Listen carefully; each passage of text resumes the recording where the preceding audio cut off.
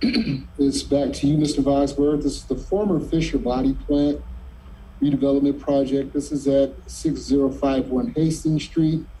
This is the required action is approve the plan and submit to City Council resolution.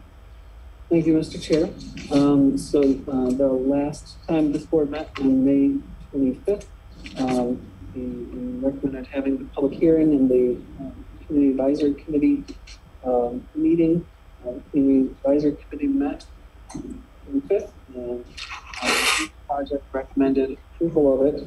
And we have a public hearing for the project on Monday of this week. See the public comment, public hearing minutes in your board packet.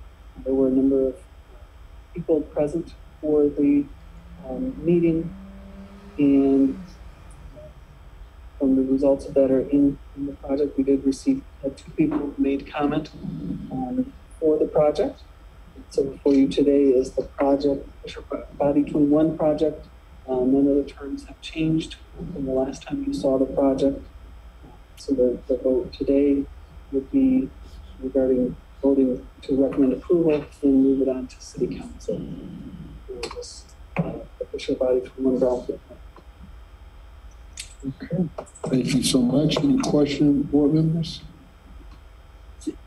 Yes, please, Mr. Santos. Could we, I read this packet when you first sent it, Brian. I'm not remembering what the public hearing results were for you. Yeah. And then can you show us any support letters? Eric. Yeah, so I can go over that in the board packet if you're not able to see it. So this yeah, that'd be helpful. So yeah, this is just the attendance of who was there at the meeting. Yes, number 10 is the top half is GGC staff and the developer staff, and then there's the council staff there as well as the general public underneath that. And what was talked about by myself, Spinellos, and then the developer's presentation. And then page 2 of the meeting minutes was the 2 people who spoke about it. Mr. Theo Pride spoke about housing, cost of housing. And then Mr. Jawad spoke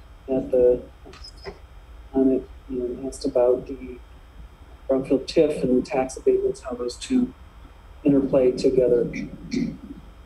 Explain how that, why there are the 2 abatements plus the Brownfield TIF. That was all that we had.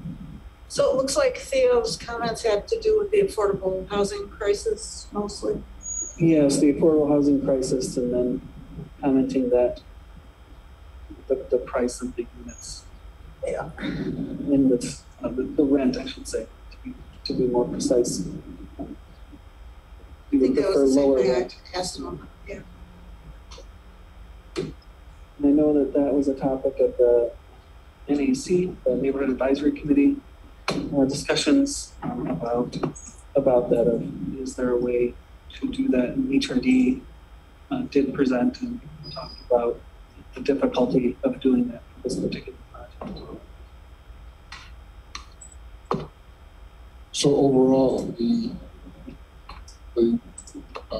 community felt what in terms of the public hearing? So for Monday's public hearing, there was one commenting about the rental prices of the development.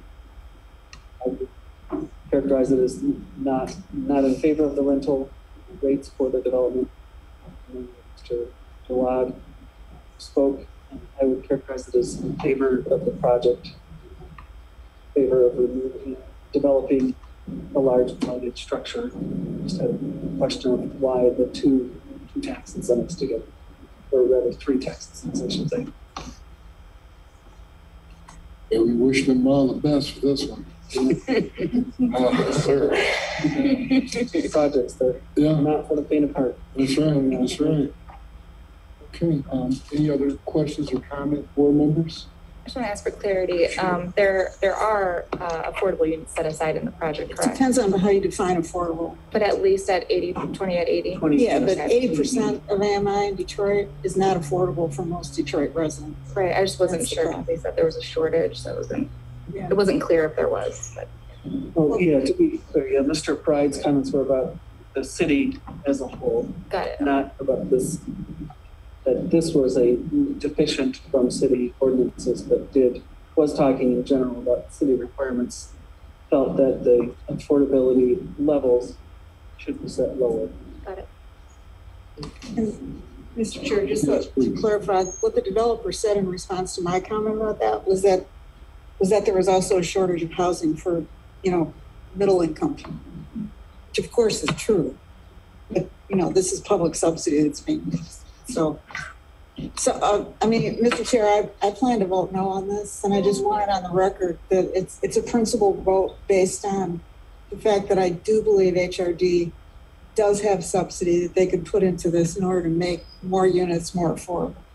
It's not because I don't think it's a wonderful project, and I commend the developers, frankly, for having the you-know-what to tackle it. Because it's no small thing, but we can't keep living under the myth that 80% of AMI is affordable for Detroiters. It just isn't.